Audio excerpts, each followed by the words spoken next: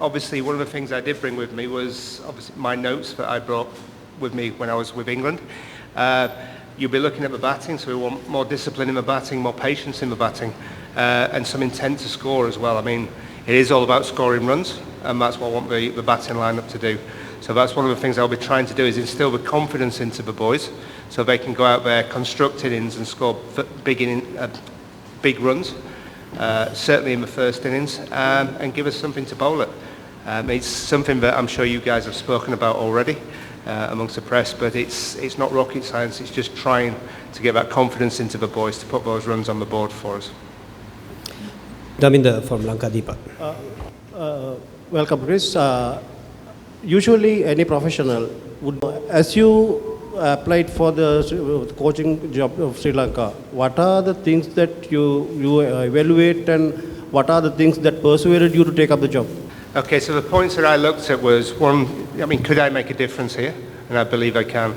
Having seen the talent, obviously, from an opposition point of view, that I know we have in this team, it excited me, not only across the test format, but a white ball format as well. Having played against Sri Lanka in the white ball format. I think we can make a difference, obviously, with the batsmen, trying to instill the confidence that we've just talked about. But equally, I think I can help the bowlers. Obviously, that's my specialist department. So I know I can help the bowlers in that way.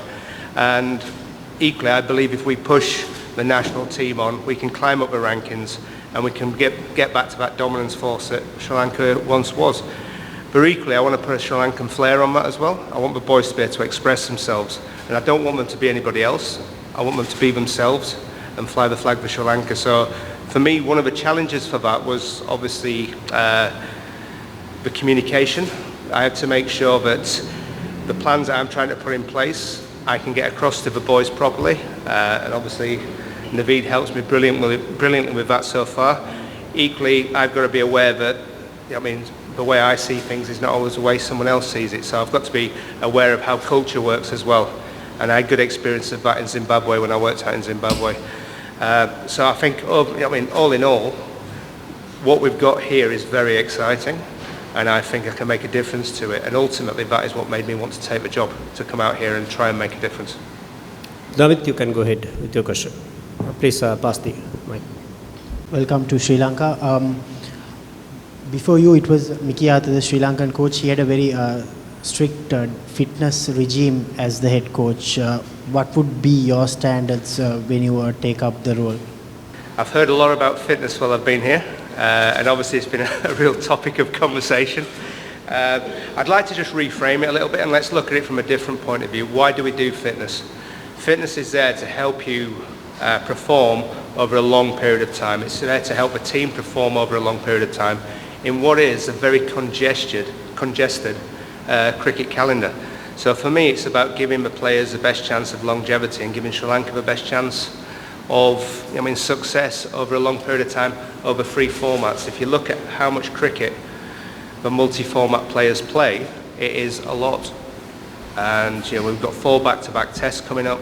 We have got a lot of cricket in Sri Lanka, and we all know, we've seen today, the sun beating down is hard work. So it just highlights why we actually try and do the fitness. It's not for me, it's for the players to help themselves and to help, ultimately to help the team, because team always comes first. We know that we are going to play 4 test matches back to back, as you said, but one of the biggest problems for Sri Lanka was the dot ball percentage, especially in limited overs cricket. Have you recognized that fault in some of the batters, and what have you seen so far from the current lot? I certainly have recognised that. It's one of the things that we've talked about before I came here. So I've spent the last couple of weeks just digging through stats, looking at how we can improve that. And I think one of them is the intent to score. We have to give the batsman the confidence to go out there and not fear getting out and have that intent to score, because with the intent to score comes a rotation of strike and comes the boundaries as well.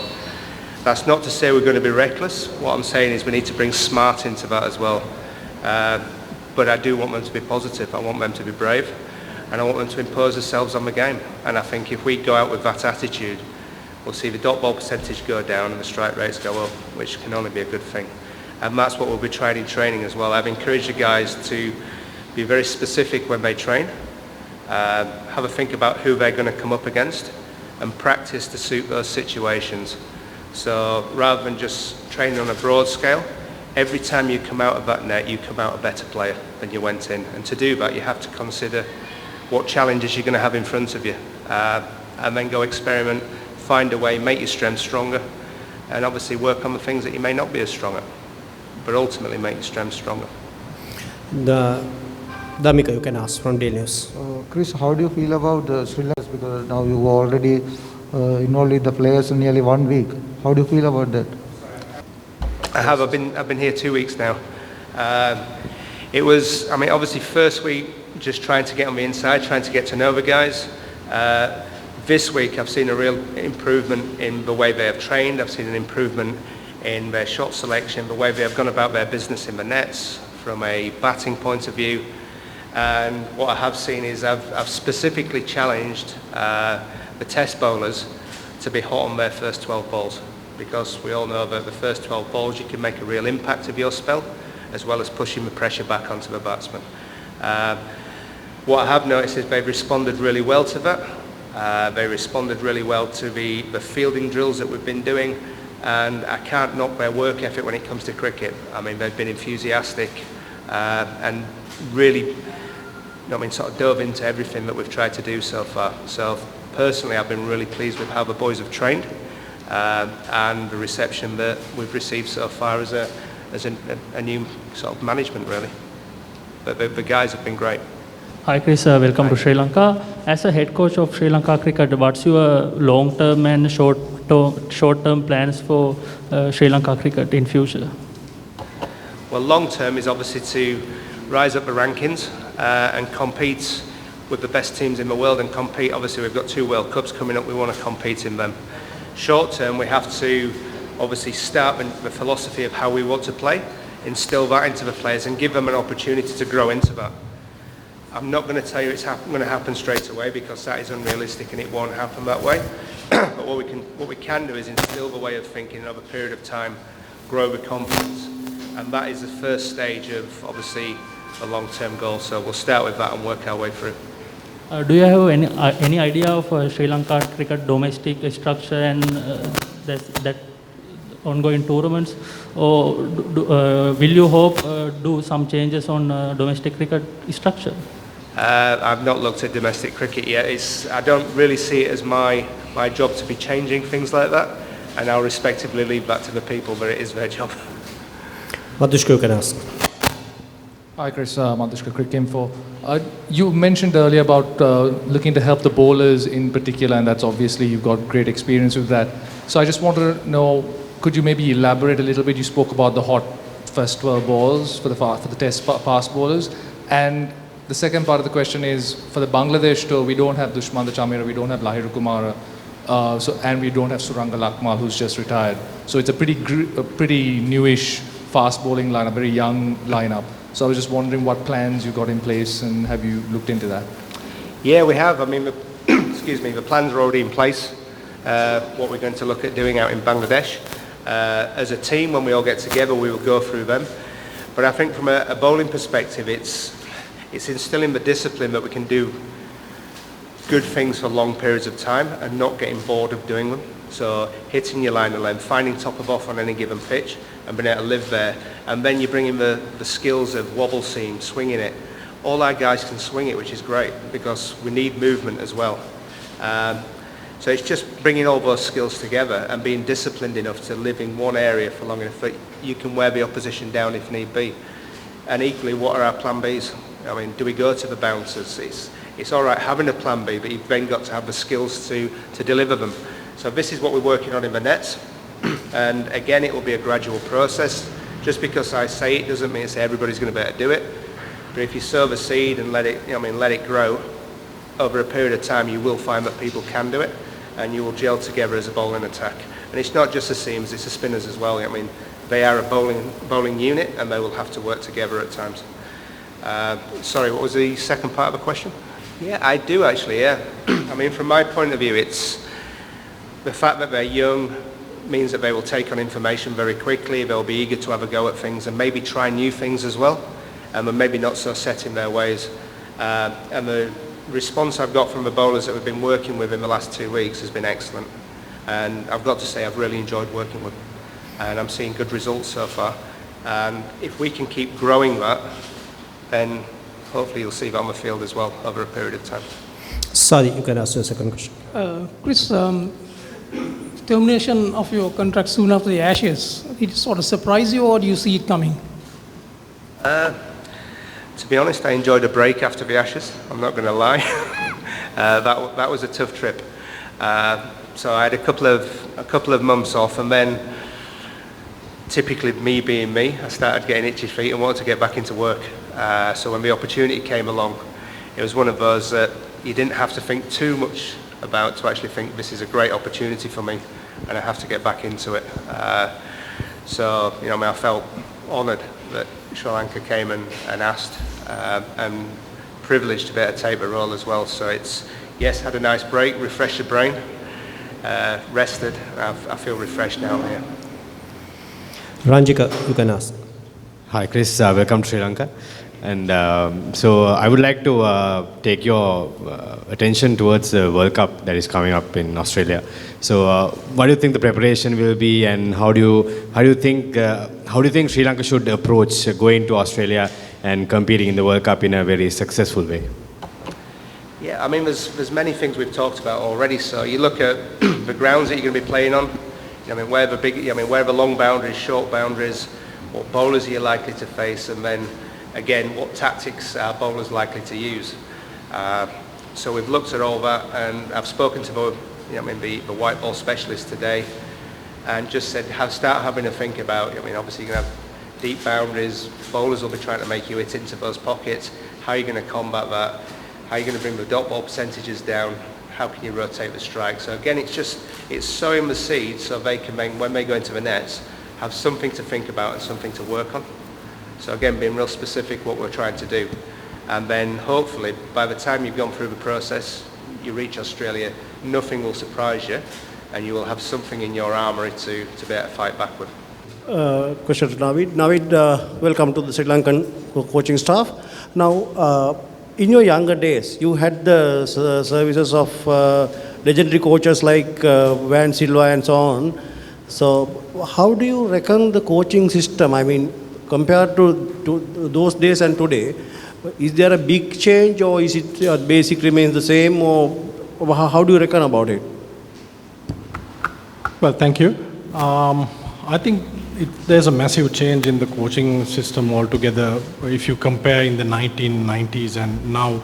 And mainly you can see the coaches are now more hands-on, helping the players, like, throwing balls and, with the bat, getting into fielding and things like that. Whereas during our time, it was more of a mentoring, I would say, more than coaching. And also more into organizing the arrangements for the players and helping them. Like, we had so many other difficulties while we were playing cricket in the 90s.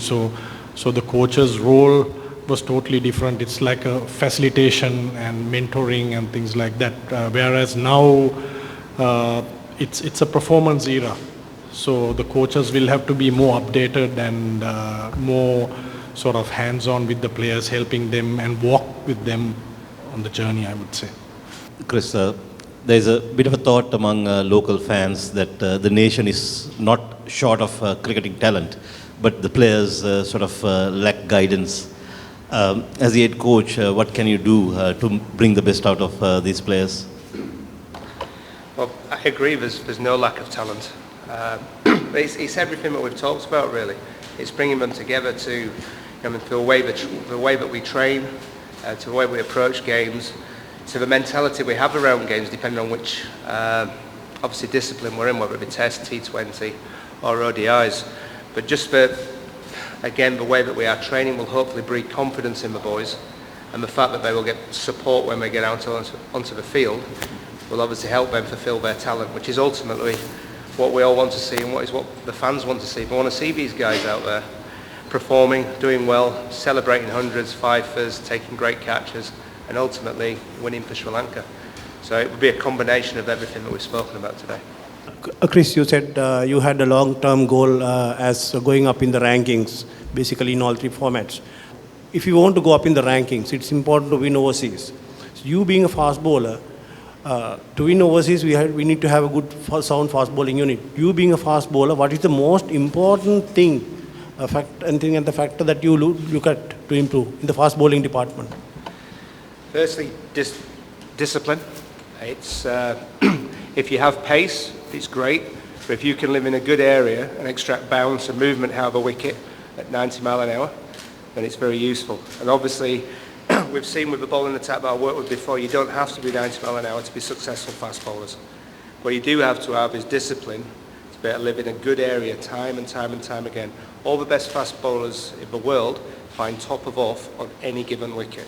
And they have the ability to live there and to wear the batsman down, as well as being able to get movement out of pitches that are difficult to get movement out of. And then when you're abroad, using the Duke's ball, obviously when we're over in England, places like that, the guys here I've already seen have got skills with the kookaburra.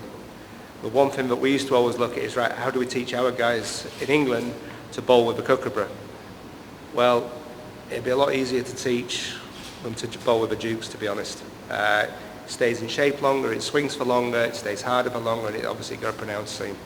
So if we can get the disciplines right, then if it moves, you're in the game. If it doesn't move, you're still in the game. But what you can do is you can control the game then. If you have a battery of fast bowlers travelling around the world, then it gives you the best opportunity to win. And obviously backed up with what we have, some very good spinners. So again, it's nothing that you guys have never thought of before, but it's just actually better put that into practice. And to do that, we have to make sure that we're doing it in the nets. And we have to make sure we have the right mindset.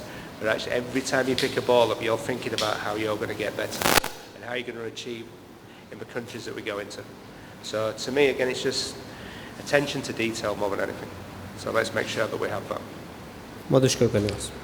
Apologies if this is something you might have covered earlier, but with this particular Sri Lankan outfit, or when Mickey Arthur, the previous coach, left, it wasn't necessarily due to bad results as much as it's just sort of petered out, and there was a general upward trajectory. Have there been any conversations between you and Mickey since you took on the job about where the team was doing well, and then on top of that, are there any areas that you might have come to the conclusion, okay, these are particular areas that I need to target?